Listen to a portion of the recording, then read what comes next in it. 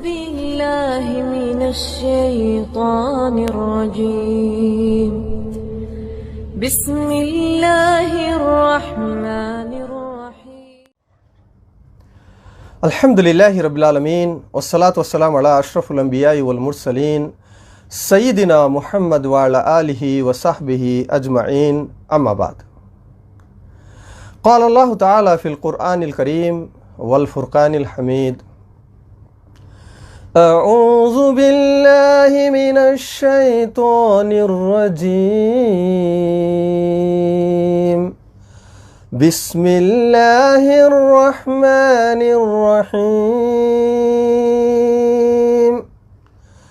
اليوم أكملت لكم دينكم وأتممت عليكم نعمتي ورضيت لكم الإسلام دينا.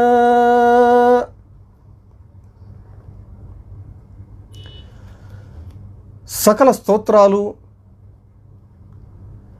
సర్వలోకాల సృష్టికర్త, ప్రభువు, పాలకుడు, పోషకుడు, రక్షకుడు, జనన మరణాలకు అతీతుడు, సర్వశక్తిమంతుడైన అల్లాహకే శోభిస్తాయి, ఆయనకే చెందుతాయి. నా ప్రియ వీక్షకులారా, వెనుకటి కార్యక్రమంలో మన్ రబ్బుక్, నీ ప్రభువు ఎవరు అనే విషయం గురించి తెలుసుకున్నాం. ఈరోజు ఇన్షాల్లా మా దీను, నీ ధర్మం ఏది అనే విషయం గురించి ఇన్షాల్లా తెలుసుకుందాం. నా అభిమాన సోదర సోదరీమణులారా, ప్రతి వ్యక్తి మరణించిన తరువాత సమాధిలో అతనితో 3 ప్రశ్నలు అడగటం జరుగుతుంది. మొదటి ప్రశ్న మన్ రబ్బుక్, నీ ప్రభువు ఎవరు? రెండవ ప్రశ్న మా దీను, నీ ధర్మం ఏది? మూడవ ప్రశ్న వమన్ నబియుక్, నీ ప్రవక్త ఎవరు? నా అభిమాన సోదర సోదరీమణులారా, అల్ ఉసూలు సలాసా అనే ఈ గ్రంథంలోని మొదటి విషయం గురించి, నీ ప్రభువు ఎవరు అనే విషయం గురించి నిన్న చర్చించుకున్నాం. ఈరోజు నీ ధర్మం ఏది అనే విషయం గురించి ఇన్షాల్లా ఈరోజు ఖురాన్ మరియు ప్రామాణిక హదీసుల వెలుగులో తెలుసుకుందాం. నా ప్రియ వీక్షకులారా, ఇస్లాం అంటే ఏమిటి? ఇస్లాం అంటే స్వచ్ఛమైన ఏక దైవారాధనతో పాటు బేషరతుగా సర్వలోకాల సృష్టికర్త, ప్రభువు, పాలకుడు, పోషకుడు అయిన అల్లాహకు లొంగిపోవటం, పూర్తిగా ఆయనకు సమర్పించుకోవటం, దైవాజ్ఞ పాలన చేయటం, ఆయనకు విధేయత చూపటం, షిర్కు బహుదైవారాధనకు పాల్పడకుండా ఉండటం. నా అభిమాన సోదర సోదరీమణులారా, అదేవిధంగా ఇస్లాం ధర్మంలో 3 అంతస్తులున్నాయి లేక స్థానాలున్నాయి. అవి 1 ఇస్లాం, 2 ఈమాన్, 3 ఇహ్సాన్. వీటిలో ప్రతి అంతస్తులో లేక ప్రతి స్థానంలో కొన్ని ప్రధానాంశాలున్నాయి. మొట్టమొదట ఇస్లాంలోని ప్రధానాంశాలను తెలుసుకుందాం. ఇస్లాంలో ప్రధానాంశాలు లేక మౌలిక అంశాలు 5. 1, అల్లాహ్ తప్ప మరో ఆరాధ్య దైవం లేడని ముహమ్మద్ సల్లల్లాహు అలైహి వసల్లం దైవ ప్రవక్త అని సాక్ష్యం ఇవ్వటం. 2 నమాజును స్థాపించటం.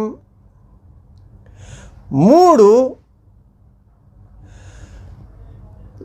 ఉపవాసాలు పాటించటం. 4 అంటే రమజాన్ ఉపవాసాలు విధిగా పాటించటం. 4 జకాత్ విధిదానాన్ని చెల్లించడం.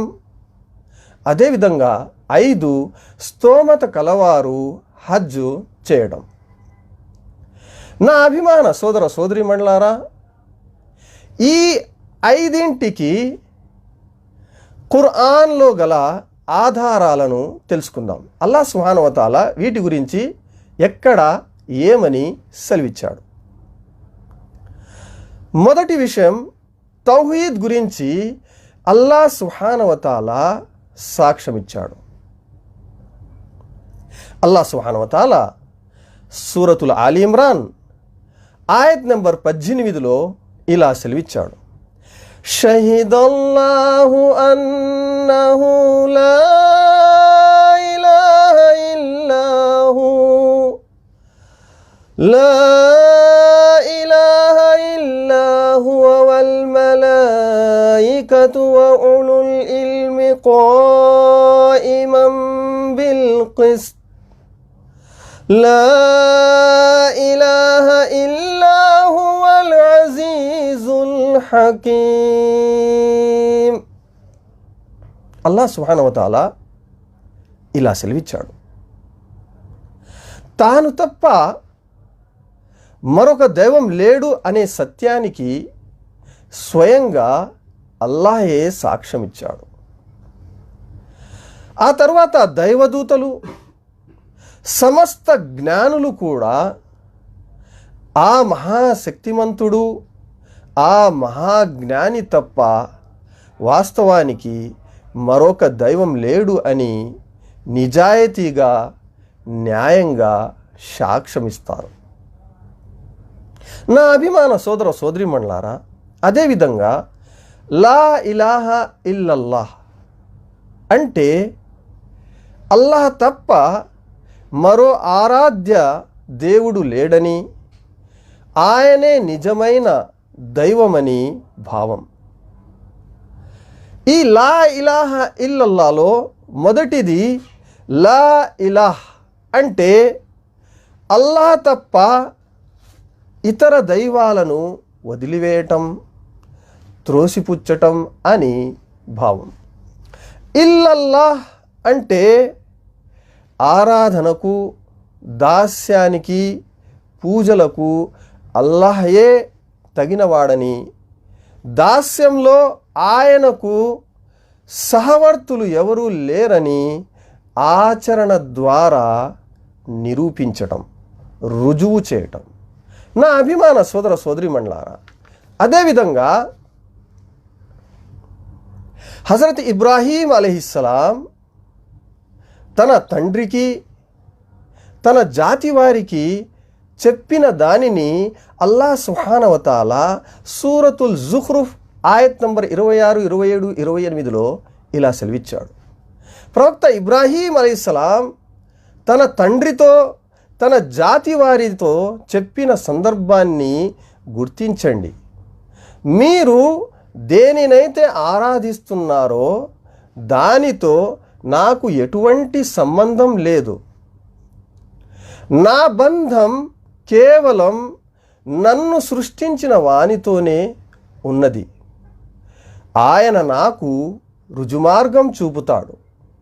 ఇబ్రాహీం ఈ వచనాన్నే తన తరువాత తన సంతానం కొరకు విడిచి వెళ్ళాడు, వారు దాని వైపుకు మరలేందుకు. నా ప్రియ వీక్షకులారా, అదేవిధంగా మరో చోట సూరతుల్ ఆలి ఇమ్రాన్ ఆయత్ నెంబర్ 64లో అల్లాహ్ సుబ్హానహు వ తఆలా ఇలా సెలవిచ్చాడు. కుల్ యా అహ్లల్ కితాబి తఆలౌ కలిమతిన్ సవాయిన్ బైననా ఇలా కలిమతిన్ సవాయిన్ బైననా వ బైనకుం అల్లా నఅబుద ఇల్లల్లాహ్ ألا نعبد إلا الله ولا نشرك به شيئا ولا يتخذ بعضنا بعضا أربابا من دون الله فإن تولوا فقولوا اشهدوا بأننا مسلمون. నా ప్రియ సోదరీమణులారా, అల్లాహ్ సుబ్హానహు వ తఆలా ఈ విధంగా తెలిపాడు, ఓ ప్రవక్త ఇలా చెప్పు, గ్రంథం కల ఓ ప్రజలారా, మీకు మాకు మధ్య సమానమైన ఒక విషయం వైపుకు రండి. అది ఏమిటంటే, మనం అల్లాహకు తప్ప మరెవరికి దాస్యం చేయరాదు, ఆయనకు భాగస్వాములుగా ఎవరిని నిలబెట్టరాదు. మనలోని వారెవరు అల్లాహ్ను తప్ప మరెవరిని ప్రభువుగా చేసుకోరాదు.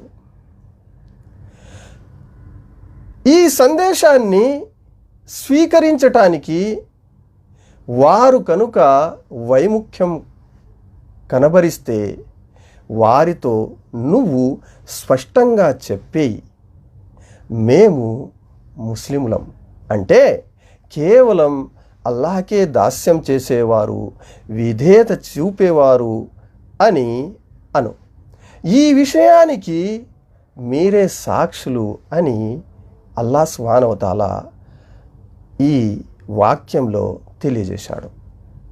నా అభిమాన సోదరీమణులారా, ఇక ఆ తరువాత ముహమ్మద్ సల్లల్లాహు అలైహి వసల్లం దైవ ప్రవక్త అన్న దానికి సాక్ష్యం, ఆధారం ఏమిటి? అల్లాహ్ సుబ్హానహు వ తఆలా సూరతు తౌబా ఆయత్ నంబర్ 128లో ఇలా సెలవిచ్చాడు, లఖద్ జాఅకుం రసూలుం మిన్ అన్ఫుసికుం అజీజున్ అలైహి మా అనిత్తుం హరీసున్ అలైకుం బిల్ ముమినీన రౌఫుర్ రహీం. అల్లాహ్ సుబ్హానహు వ తఆలా ఇలా సెలవిచ్చాడు, చూడండి, మీ వద్దకు ఒక ప్రవక్త వచ్చాడు, ఆయన స్వయంగా మీలోని వాడే. మీరు తీవ్రంగా నష్టానికి గురి కావటం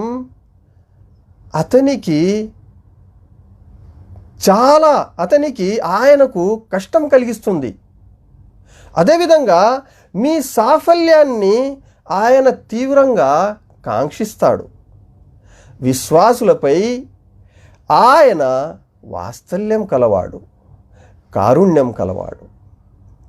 నా అభిమాన సోదరీమణులారా, అదేవిధంగా ముహమ్మద్ సల్లల్లాహు అలైహి వసల్లంను రసూలుల్లాహ్, దైవ ప్రవక్త అని సాక్ష్యం ఇవ్వడం అంటే ఏమిటి? అంటే దైవ ప్రవక్త ముహమ్మద్ సల్లల్లాహు అలైహి వసల్లం వారి ఆదేశాలను శిరసావహించాలి, పాలించాలి. ఆయన ఏ విషయం చెప్పినా దాన్ని సత్యమని ధృవీకరించాలి. ఆయన వారించిన వాటికి దూరంగా ఉండాలి. ఆయన చూపిన షరియత్కు అనుగుణంగా దైవారాధన చేయాలి. నా అభిమాన సోదరీమణులారా, అదేవిధంగా నమాజ్, జకాత్, తౌహీద్ గురించి ఆధారం అల్లాహ్ సుబ్హానహు వ తఆలా సూరతుల్ బయ్యినా ఆయత్ నెంబర్ 5లో ఇలా సెలవిచ్చాడు, వమా ఉమిరు ఇల్లా లియఅబుదుల్లాహ مخلصين له الدين حنفاء ويقيموا الصلاة ويؤتوا الزكاة وذلك دين القيمة. అల్లాహ్ సుబ్హానహు వ తఆలా ఇలా సెలవిచ్చాడు, వారు అల్లాహకు దాస్యం చేయాలని, పూర్తి ఏకాగ్రతతో తమ ధర్మాన్ని ఆయన కొరకే ప్రత్యేకించుకోవాలని, నమాజు స్థాపించాలని, జకాత్ విధిదానం పేదల ఆర్థిక హక్కును ఇస్తూ ఉండాలని మాత్రమే వారికి అంటే గ్రంథబహులకు ఆదేశించటం జరిగింది. ఇదే సరి అయిన సవ్యమైన ధర్మం అని స్పష్టపరచటం జరిగింది.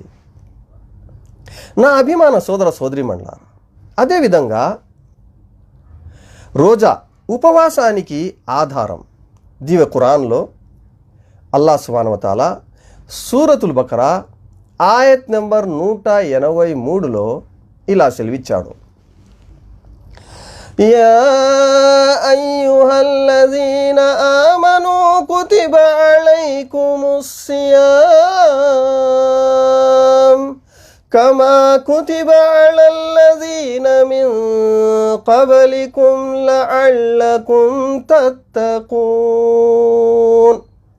అల్లాహ్ సుబ్హానహు వ తఆలా ఇలా సెలవిచ్చాడు, ఓ విశ్వసించిన ప్రజలారా, ఓ విశ్వాసులారా, ఓ ముస్లిములారా, ఉపవాసం మీపై విధిగా నిర్ణయించబడింది. ఏ విధంగానైతే మీకు పూర్వం ప్రవక్తలను అనుసరించే వారికి కూడా విధించబడిందో, దీనివల్ల మీలో భయభక్తులు జనించే అవకాశం ఉంది. నా అభిమాన సోదర సోదరీమణులారా, అదేవిధంగా 5వ అంశం, ఇస్లాం యొక్క 5వ మౌలిక అంశం హజ్. దీని గురించిన ఆధారం దివ్య ఖురాన్లో అల్లాహ్ సుబ్హానహు వ తఆలా సూరతుల్ ఆలి ఇమ్రాన్ ఆయత్ నెంబర్ 97లో ఇలా సెలవిచ్చాడు, వలిల్లాహి అలన్నాసి హజ్జుల్ బైతి మన్ ఇస్తతాఅ ఇలైహి సబీలా వమన్ కఫర ఫఇన్నల్లాహ గనియ్యున్ అనిల్ ఆలమీన్. అల్లాహ్ సుబ్హానహు వ తఆలా ఇలా సెలవిచ్చాడు, ప్రజలపై అల్లాహకు ఉన్న హక్కు ఏమిటంటే ఈ గృహానికి వెళ్ళే శక్తి గలవారు దాని హజ్ను విధిగా చేయాలి. ఎవరైతే తిరస్కరిస్తారో అల్లాహకు ప్రపంచ ప్రజల అవసరం ఎంతమాత్రం లేదు అని స్పష్టంగా తెలుసుకోవాలి. నా అభిమాన సోదర సోదరీమణులారా, ఇది ఇస్లాంకు సంబంధించిన 5 మౌలిక అంశాల గురించి దివ్య ఖురాన్లో అల్లాహ్ సుబ్హానహు వ తఆలా తెలియజేయడం జరిగింది. ఇక ఆ తరువాత ఇస్లాం ధర్మం యొక్క 2వ అంతస్తు లేక స్థానం ఈమాన్ అంటే విశ్వాసం. ఈమాన్ విశ్వాసం యొక్క శాఖలు 70కి పైగా ఉన్నాయి. వాటిలో అన్నిటికన్నా ఉన్నతమైనది లా ఇలాహా ఇల్లల్లా. అన్నిటికంటే తక్కువ స్థాయిలో గల శాఖ అది దారిలో పడి ఉన్న బాధాకరమైన వస్తువును తొలగించటం. లజ్జ మరియు వ్రీడ ఇవి కూడా ఈమాన్లోని భాగమే. నా అభిమాన సోదర సోదరీమణులారా, దీనిలో ఒక విషయం ఆలోచించవలసిన విషయం. ఆ ఒక్క విషయం ఏమిటంటే, దారిలో ప్రజలకు బాధాకరం కలిగించే, కష్టం కలిగించే ఏదైనా వస్తువు కానీ దాన్ని తొలగించడం, ఇది కూడా విశ్వాసంలోని అంతర్భాగం. అల్లాహు అక్బర్. నా అభిమాన సోదర సోదరీమణులారా, ఇక్కడ ఈ దారి గుండా ముస్లిములు పోతేనే ఆ దారిలో ఉండే బాధ కలిగించే వస్తువును తొలగించండి అని చెప్పలేదు. ఆ దారి వెంబడి ఎవరైనా వెళ్ళవచ్చు, ముస్లిములు వెళ్ళవచ్చు, ముస్లిమేతర సోదరులు కూడా ఎవరైనా సరే, ఏ మతస్థుడైనా ఏ కులస్థుడైనా ఆ దారి వెంబడి పోవచ్చు. కానీ ఆ దారి వెంబడి పోయే ఒక మనిషికి కష్టం కలగకూడదు, దుఃఖానికి లోను కాకూడదు. అందుకని ఎంత మంచి బోధన, ఎంత మంచి ఆజ్ఞ! ఆ బాధను కలిగించే వస్తువును మీరు తొలగించండి, ఇది కూడా విశ్వాసంలోని భాగమే అని ఇస్లాం ధర్మం ముస్లిములకు బోధిస్తున్నది. సోదర సోదరీమణులారా, ఇటువంటి ముస్లిములు వారు ప్రజలకు కష్టాన్ని కలిగిస్తారా? ఎన్నటికీ కలిగించలేరు.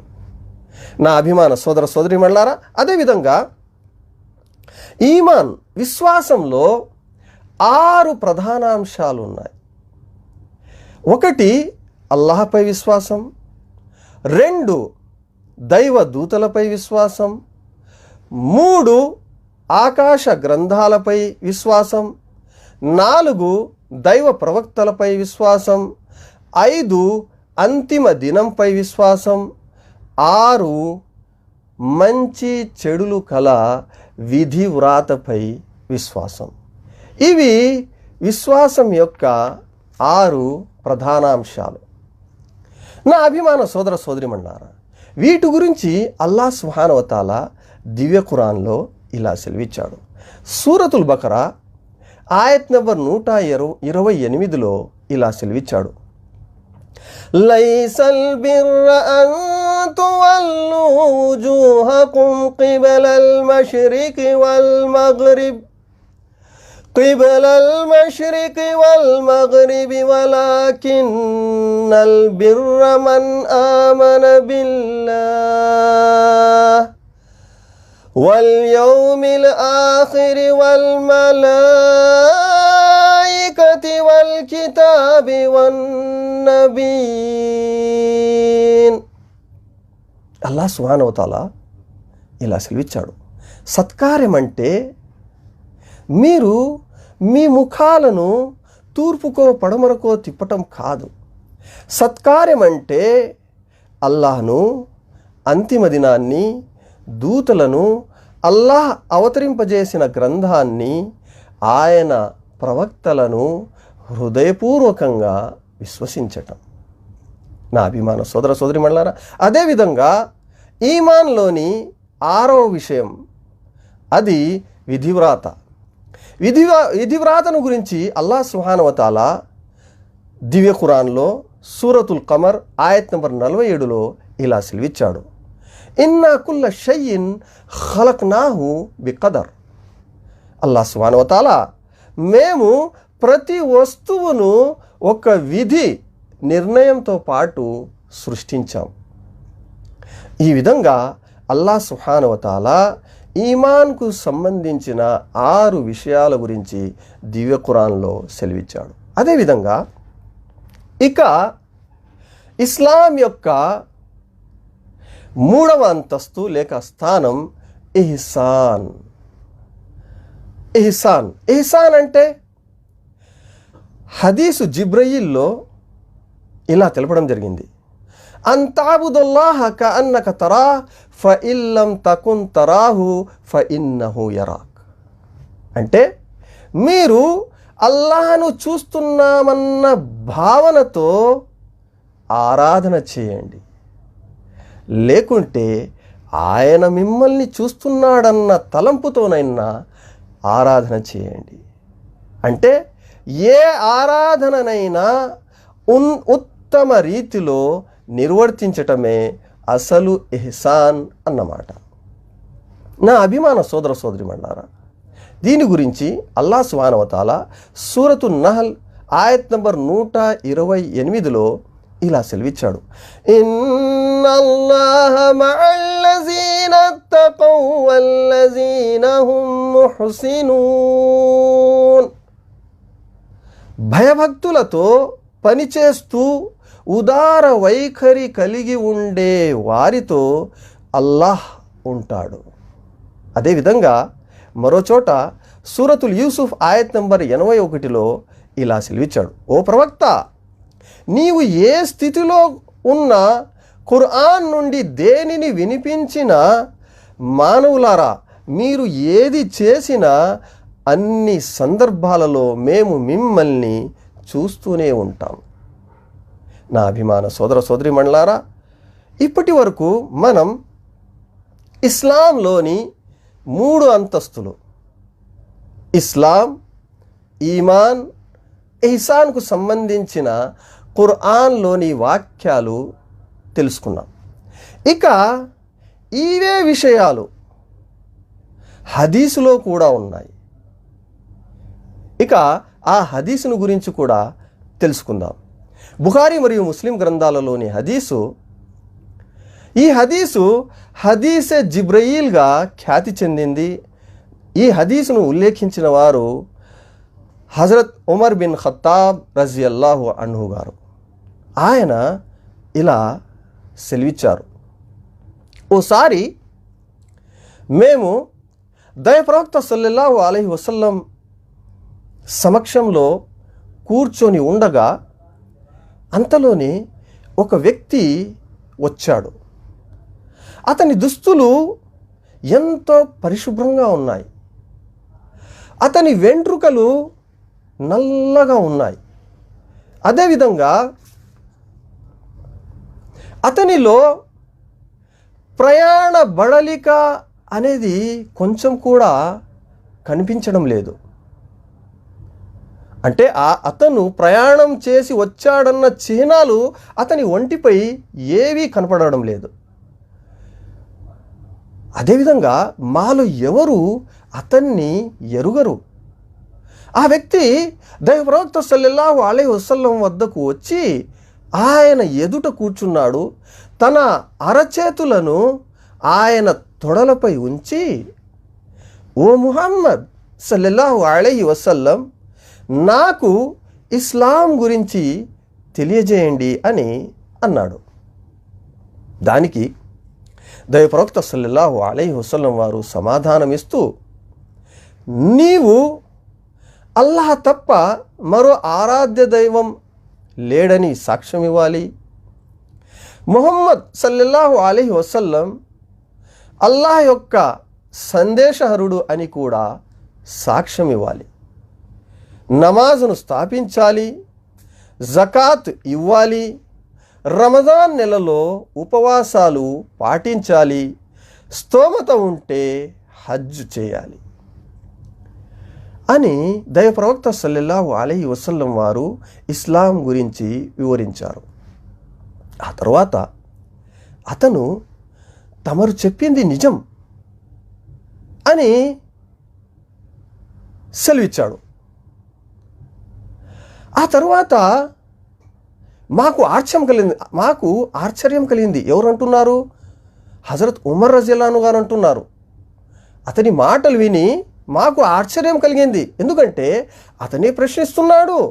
ఆ తర్వాత అది సత్యమని అతనే ధృవీకరిస్తున్నాడు. అతను మళ్ళీ ప్రశ్నించాడు. ఏమని? నాకు ఈమాన్ గురించి తెలియజేయండి అని అడిగాడు.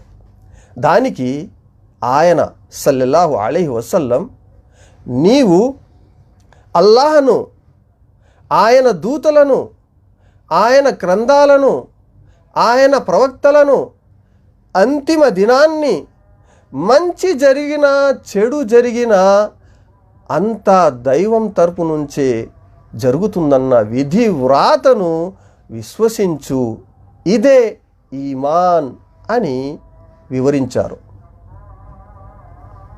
మళ్ళీ ఆ అపరిచిత వ్యక్తి, నాకు ఇహ్సాన్ గురించి చెప్పండి అని అడిగాడు. దైవప్రవక్త సల్లల్లాహు అలైహి వసల్లం, నీవు అల్లాహను చూస్తున్నావన్న, అంటే అల్లాహ్ ఎదుట ఉన్నావన్న భావంతో ఆరాధన చెయ్యి. అలా ఒకవేళ నువ్వు చూడకపోయినా అల్లా నిన్ను చూస్తున్నాడు అన్న తలంపుతో ఉండాలి అని సెలవిచ్చారు. ఆ తర్వాత ఆ వ్యక్తి మళ్ళీ నాకు ప్రళయం గురించి తెలియజేయండి అని మళ్ళీ ప్రశ్నించాడు. దానికి దైవ ప్రవక్త సల్లల్లాహు అలైహి వసల్లం వారు ప్రశ్నించబడే వానికి ప్రశ్నించే వాని కన్నా ఎక్కువగా తెలియదు అని సమాధానం ఇచ్చారు. అంటే నాకు ఎవరైతే ప్రశ్నిస్తున్నారో అతనికి ఎంతవరకు ప్రళయం గురించి తెలుసో నాకు కూడా అంతవరకే తెలుసు, అంతకంటే ఎక్కువగా తెలియదు. అంటే దైవదూతకు దైవ ప్రవక్తకు తెలిసిన జ్ఞానం సమానమైనది ఏదైతే అల్లాహ్ సుబ్హానహు వ తఆలా వారికి ఇచ్చాడో అని దైవ ప్రవక్త సల్లల్లాహు అలైహి వసల్లం వారు సమాధానం ఇచ్చారు. ఆ తరువాత పోనీ దాని సూచనలు ఏమైనా తెలుపగలరా అని మళ్ళీ ప్రశ్నించాడు. దానికి ఆయన సల్లల్లాహు అలైహి వసల్లం వారు ఇలా సెలవిచ్చారు, ఒక దాసి అంటే బానిసరాలు లేక పని మనిషి తన యజమానురాలిని కంటుంది. అంటే దీని భావం అంటే ప్రళయం సమీపించే నాటికి తల్లిని బానిసరాలుగా చూడటం జరుగుతుంది అనే భావం వస్తుంది సోదర సోదరీమణులారా. అదేవిధంగా కాళ్లకు చెప్పులు, శరీరంపై చొక్కా లేకుండానే గొర్రెల్ని కాచే కాపరులు బ్రహ్మాండమైన అంతస్తులు కట్టడాన్ని నువ్వు చూస్తావు అని దైవ ప్రవక్త సల్లల్లాహు అలైహి వసల్లం వారు వివరించారు. ప్రళయ దినపు చిహ్నాలు, ప్రళయ దినం సంభవించకముందు జరిగే సూచనలు. ఇక ఆ తరువాత ఆ వ్యక్తి అక్కడి నుంచి వెళ్ళిపోయాడు. కాసేపు తర్వాత దైవ ప్రవక్త సల్లల్లాహు అలైహి వసల్లం వారు ఇలా అన్నారు, ఓ ఉమర్, ప్రశ్నించిన వ్యక్తి ఎవరో నీకు తెలుసా అని అడిగారు. నేను దైవానికి దైవ ప్రవక్తకే బాగా తెలుసు ఓ దైవ ప్రవక్త అని విన్నవించుకున్నాను.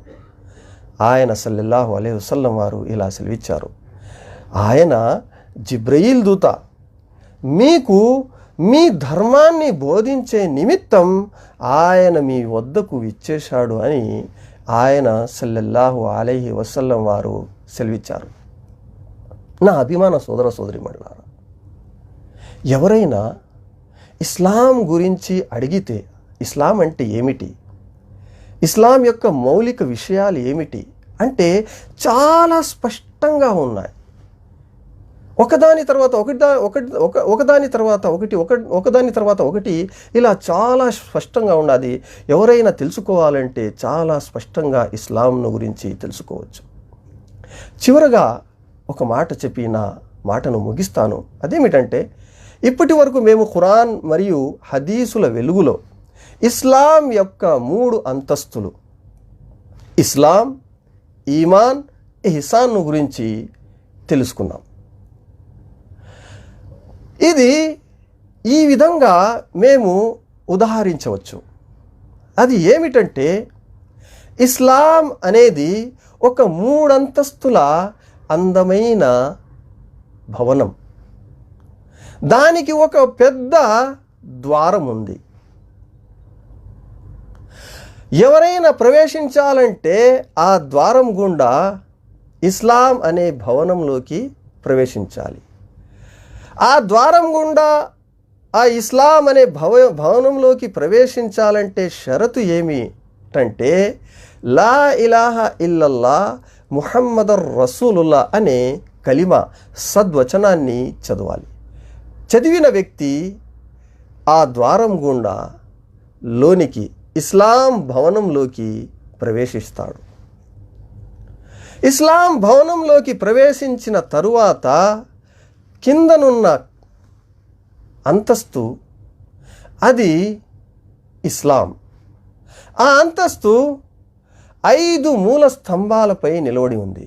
ఏ విధంగానైతే మేము ఇప్పటి వరకు తెలుసుకున్నాము. తౌహీద్, నమాజ్, జకాత్, ఉపవాసం, హజ్, ఈ 5 మూల స్తంభాలపై ఈ అంతస్తు నిలబడి ఉంది. ఆ తరువాత రెండవ అంతస్తు ఈమాన్.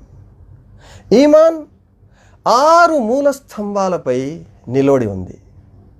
ఇక ఆ తర్వాత పై అంతస్తుకు పోయిన తర్వాత కంపల్సరీగా పోవాలి. ఎందుకంటే ఒకటి తర్వాత ఒకటి మేము మంచి వైపుకు ముందుకు సాగుతూనే ఉండాలి. అప్పుడే మేము పరిపూర్ణ ముస్లిములు అవుతాము, పరిపూర్ణ విశ్వాసులు అవుతాము. అప్పుడే మనం ఇస్లాం ధర్మాన్ని పూర్తిగా అవగాహన చేసుకుంటాం. లేకుంటే మనకు ఏమీ ఇస్లాం గురించి తెలియదు. ఇంకా ఆ రెండవ అంతస్తులో 6 మూల స్తంభాలు ఉన్నాయి. అవి అల్లాహ్ను గురించిన విశ్వాసం, అల్లాహ్ దూతలపై విశ్వాసం, అల్లాహ్ గ్రంథాలపై విశ్వాసం, అల్లాహ్ ప్రవక్తలపై విశ్వాసం, అంతిమ దినంపై విశ్వాసం, విధివ్రాతపై విశ్వాసం. ఇక రెండవ అంతస్తు.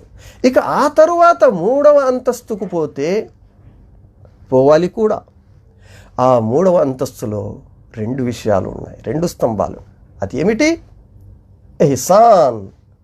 ఆ ఎహ్సాన్లో 2 స్తంభాలపై ఆ 3వ అంతస్తు నిలబడి ఉంది. ఆ 2 మూల స్తంభాలు ఏమిటి? మనం అల్లాహ్ను చూస్తున్నామన్న భావనతో, అల్లాహ్ ఎదుట నిలిచామన్న భావనతో ఆరాధన చేయాలి. అలా కాకపోతే అల్లాహ్ మనల్ని చూస్తున్నాడుగా, అల్లాహ్ మనల్ని గమనిస్తున్నాడుగా అనే భావనతో ఆరాధన చేయాలి. నా అభిమాన సోదర సోదరు, ఒక మనిషి ఈ విధంగా ఇస్లాంలోకి ప్రవేశించి, ఈ విధంగా ఇస్లాం నుండి ఈమాన్ నుండి ఎహ్సాన్ వరకు చేరుకుంటే అతను ముహ్సిన్ అవుతాడు. అల్లాహ్ సుబ్హానహు వ తఆలా యుహిబ్బుల్ ముహ్సినీన్ అన్నాడు. అల్లాహ్ సుబ్హానహు వ తఆలా ఉపకారం చేసే వారిని చాలా ఇష్టపడతాడు. ఆ అంతస్తుకు చేరుకున్నామంటే, 3వ అంతస్తుకు చేరుకున్నామంటే మనకు ఇస్లాం గురించి పూర్తి అవగాహన అయిపోయింది. నా అభిమానం. ఆ తర్వాత అల్లాహ్ తాలా మనల్ని ఇష్టపడ్డాడు అంటే ఇంకా మేము అల్లాహకు ఇష్టమైన పనులే చేస్తాం, కానీ అల్లాహకు అయిష్టమైన పనులు ఎప్పుడు చేయము. నా అభిమాన సోదర సోదరిమణులారా, ఇది ఇస్లాం గురించిన ఈరోజు తెలుసుకున్న విషయాలు. ఏదైతే సమాధిలో 2వ ప్రశ్న అడగటం జరుగుతుందో, మా దీను, నీ ధర్మం ఏమిటి? నా ధర్మం ఇస్లాం. ఇస్లాం గురించి పూర్తిగా తెలుసుకొని ఇస్లాంలోకి ప్రవేశించి ఈ విధంగా ఇస్లాం యొక్క బోధనలను ఎవరైతే ఆచరిస్తారో అతనే రేపు సమాధిలో దీనికి సమాధానం ఇవ్వగలడు. నా అభిమాన సోదర సోదరిమణులారా, మనందరికీ చెప్పడం కన్నా వినడం కన్నా ఎక్కువగా ఆచరించే సద్బుద్ధిని, సౌభాగ్యాన్ని ప్రసాదించుగాక. ఆమీన్. వ ఆఖిరు దవానా అనిల్ హమ్దులిల్లాహి రబ్బిల్ ఆలమీన్.